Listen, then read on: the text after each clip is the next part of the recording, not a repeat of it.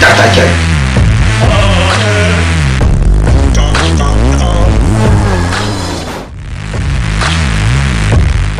Gueule de catché, dis-moi un petit truc, cher ami.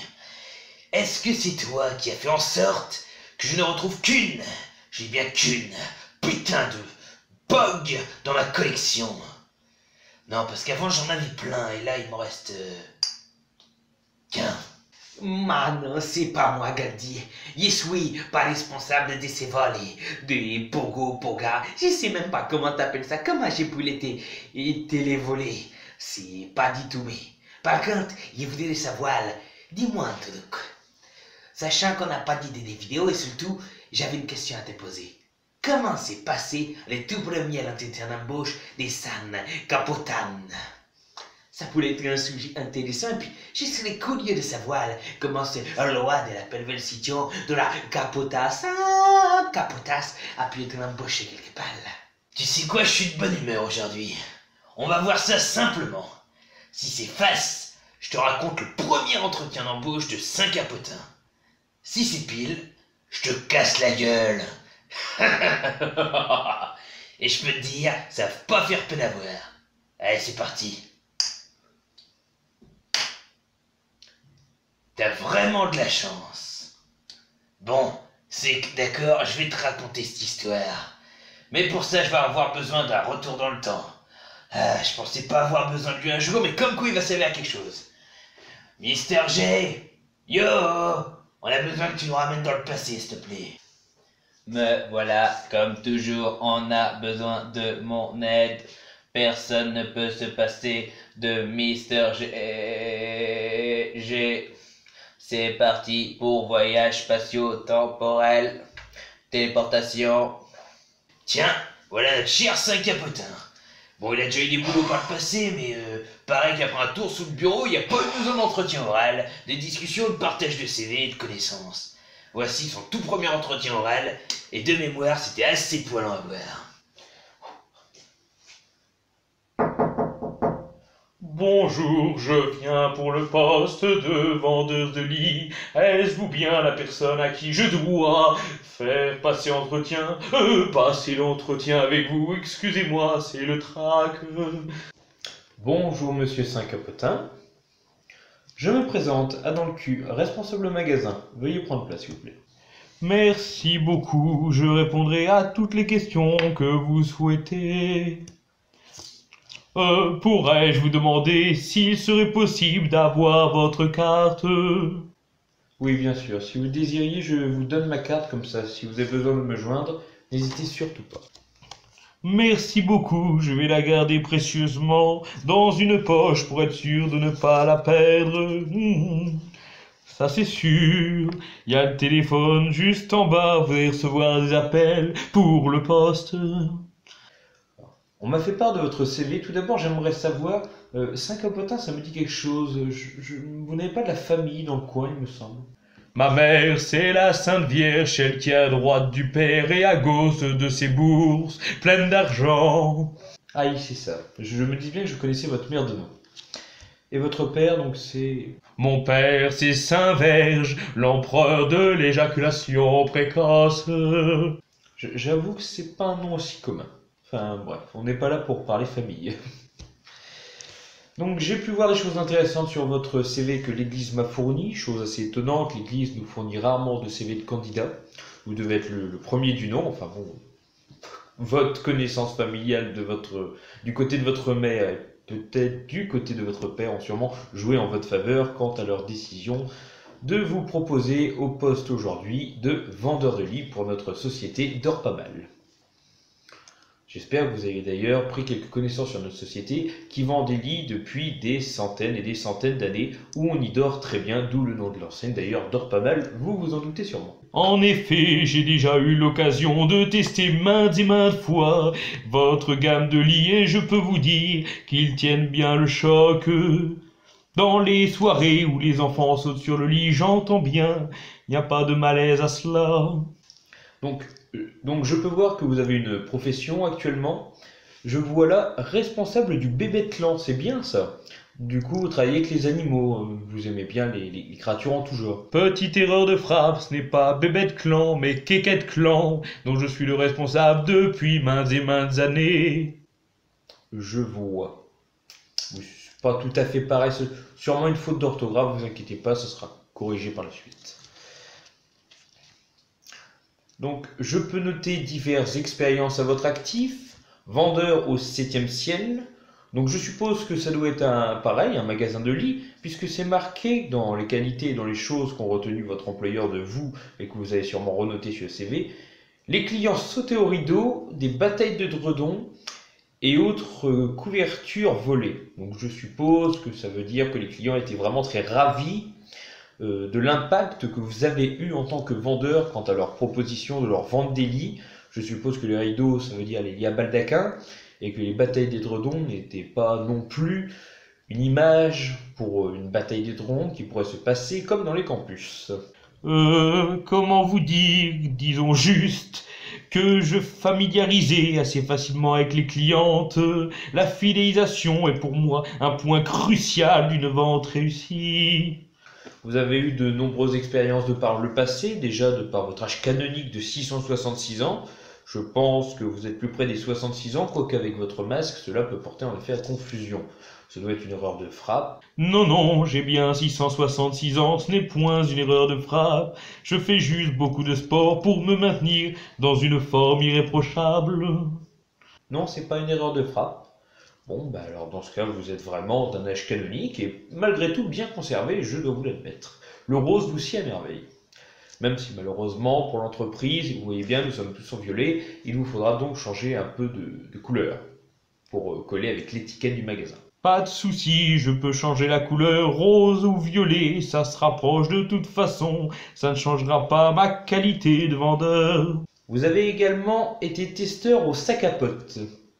Et au vu de la période et du retour que j'ai fait avec l'employeur que j'ai contacté, ça a capoté. Désolé pour ce jeu de mots vaseux. Comment pourriez-vous exprimer votre ressenti par rapport à cette expérience qui, mine de rien, s'est assez mal terminée? Je vois pourtant que vous aviez acquis une certaine connaissance des matières, donc au niveau du matelas, parce que j'ai cru comprendre que c'est ça, on m'a dit un truc mou qu'on enfile, donc je suppose les membranes qu'on enfile au-dessus des matelas pour ensuite les tester. Vous avez marqué en matière latex, plastique, caoutchouc. J'avoue que le caoutchouc, plastique, latex, c'est pas ce que je vois le plus pour recouvrir les matelas, quoique si, dans certains cas ça peut passer. Je sais pas si ça s'enfile très bien, mais en tout cas je pense que vous étiez expert en la matière, donc j'aimerais savoir pourquoi dans cette expérience ça a capoté, c'est le cas de le dire, excusez-moi, mais le mot me paraît bien choisi. Disons que je voulais tester de nouvelles matières pour mieux enfiler les clients, les matelas que les clients achèteraient. Du coup, mon patron, qui est très vieille boutique, n'a pas daigné faire appel à cette nouvelle matière que je voulais moi-même apporter. De ce fait, il m'a viré pour rapprochement clientèle trop excessif, une fidélisation qui n'a pas pu aboutir, et comme vous dites, ça a capoté. Très bien, je comprends. En études, pareil, donc vous avez eu le brevet de l'école, donc comme tout le monde, je ne sais pas si c'est vraiment nécessaire de le spécifier, et vous avez eu quand même un bac en sciences organiques. Donc ce qui est très intriguant, ce qui me laisse dans une totale incompréhension quant à votre parcours qui a voulu d'être dans la vente de matelas et de lits. Vous vous êtes trompé, c'est un bac en sciences orgasmiques et non organiques que j'ai eu, même si en faisant l'un je provoque du plaisir à l'autre. Enfin, c'était surtout sur le plaisir qu'on peut apporter aux clients vendant des matelas. Vous savez, vous en sortez un certain plaisir, un certain confort. D'accord. Je ne comprends toujours pas la relation entre ces sciences physiques, peut-on dire, et la vente de lits. Je finirai par trouver le lien, je pense, et comprendre votre vision des choses. Vous m'exprimerez, si vous voulez, en fin d'entretien. Donc, vous avez le permis B, c'est bien. Donc, vous avez précisé Bulgarie, entre parenthèses. C'est pourquoi? Parce que vous pouvez conduire que là-bas, ou c'est là-bas que vous l'avez obtenu? Comment vous dire, permis B, ce n'est pas le permis voiture, ça signifie juste permis baise, entre guillemets en Bulgarie, puisque c'est le seul pays dans lequel j'ai le droit d'y aller à sec, d'aller voyager sur ce terrain sec.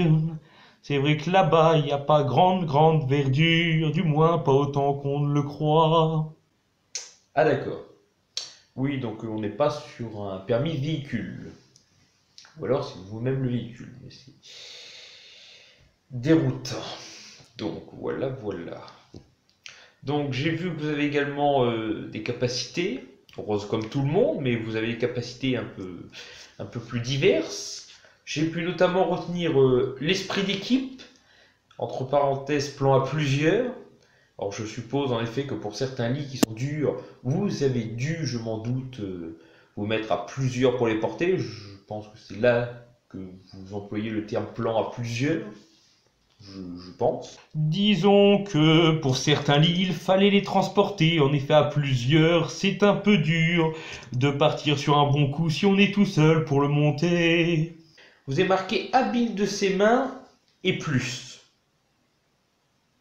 C'est-à-dire il fallait également servir de sa tête et de ses pieds pour repousser les obstacles tout en portant les choses. Évidemment, on ne peut pas insérer quelque chose avec les mains si d'autres choses vous bouchent les obstacles. D'accord. J'étais parti sur autre chose, donc je me suis dit non, ce serait un peu bizarre quand même de partir sur un... Bref. Ma sœur hors pair. Ça va beaucoup plaire aux vendeuses. Après, il faudra mieux éviter parce que fricoter, c'est pas trop le genre du magasin, si vous voulez. Entre clients et clients sympathisés, c'est normal, mais entre vendeurs et vendeurs, c'est un peu moins bien vu, vous comprenez? Je dis ça au niveau de la hiérarchie, mais même au niveau du client, il faut mieux éviter ce genre de choses. Oh oui, j'ai 2 doigts de fée, mais promis, je ne serai pas trop tactile avec la clientèle, ni même avec les vendeuses. Je vous accorde qu'il faut bien ne pas être trop tatillon au niveau du plaisir que nous avons à vendre des produits, j'entends bien. C'est reconnaître les cris des différentes espèces. Dit comme ça, en restant dans un contexte logique, je dirais que vous étiez chasseur. Non, ça devait être ça, je suppose. Disons que j'étais chasseur et que pendant la saison des amours, il fallait mieux savoir avoir l'ouïe fine pour reconnaître les espèces. Et ben en commerce c'est pareil, reconnaître les différents clients et juste au bruit, savoir ce qu'ils désirent. Vous voyez, c'est un avis métaphorique de capacité auditive. D'accord, oui. Évidemment, oui, non, mais logique, en effet. Et donc j'ai vu que vous avez des hobbies également, donc en instrument vous avez marqué que vous jouez de la flûte de pan. Alors j'en ai jamais joué, je sais juste qu'il faut comme une flûte basique, quoi, faut souffler dans un tube et puis ça fait de la musique. Alors je crois que c'est une flûte à 3 trous, je sais plus, après il y a des trous qu'on sait utiliser mieux que d'autres, il y en a plus ou moins, donc ça dépend des personnes. Oui, je suis un grand pratiquant de la flûte de pan, mais je dois admettre que j'ai beaucoup plus de plaisir à voir les autres souffler dans ma flûte. Enfin, l'engin, vous voyez que moi de pratiquer, c'est toujours plus sympathique auditivement parlant. Musique Elmer Footbeat, vous aimez bien ce groupe? Alors personnellement, oui, j'ai une affection aussi pour ce groupe qui je trouve fait de la musique assez sympathique. C'est quoi votre titre préféré? Ah, vous connaissez le groupe aussi. Moi, ma favorite, c'est le Plastique, c'est fantastique. Et je peux voir également que vous êtes un grand fan de cinéma de genre. Ça fait plaisir, je vais me sentir moins seul. Vous avez même marqué que votre dessin animé, c'est Blanche-Neige et les 7 nains. Ce n'est pas tout à fait Blanche-Neige et les 7 nains. C'est plutôt la parodie Caline, vous savez. Blanche-Fesse et les 7 mains. Pas mal, moi je l'ai trouvé bien mieux que l'original. On comprenait mieux l'avantage d'être de petite taille, ça se faufile partout. Ah oui, ah d'accord, pardon, c'est autant pour moi. C'est un registre assez différent du conte enfantin que nous connaissons tous dans la culture commune. Donc voilà, donc je pense que ça va être bon pour moi pour l'entretien. J'ai découvert votre CV, votre lettre de motivation a été plus qu'explicite, je n'en reparlerai pas. Nous vous rappellerons prochainement, j'ai encore quelques candidats à voir, mais ma foi, vous êtes plutôt bien placé pour notre poste de vendeur de lit. Donc je vous rappellerai, Monsieur Saint-Capotin, je vous souhaite une bonne journée. Merci beaucoup, j'attendrai avec impatience de vos nouvelles. Je vous souhaite également une bonne journée, à une prochaine. Amène-moi le poche, je sens qu'il va être bon. Pouya Kaya, hey, Pouya Kaya, oh, on va être vendeur de lit. Oh oui, chérie, ce soir tu dors avec Bibi. Oui, Germaine, pourrais-tu me passer Joël a pris cher? S'il te plaît, c'est important. Merci. Joëlla, c'est qui que tu m'as envoyé là? Tu devais m'envoyer un ancien gardien du nouveau cimetière du père Lachaise à la digue du Cru. Là, tu m'as envoyé un gars qui devait venir du père Labèze à la digue du Cul. Non, parce que là, c'est pas possible quoi. Je suis tombé sur un pervers, c'est ça, c'est le nom collé avec la tête. Saint-Capotin, tu t'es pas douté qu'il y avait un truc? Ah, c'est ton neveu? Autant pour moi. D'accord, il n'y a pas de souci, donc je te dis à une prochaine et bonjour à ta fille Sarah. Ah bah ça raccroche.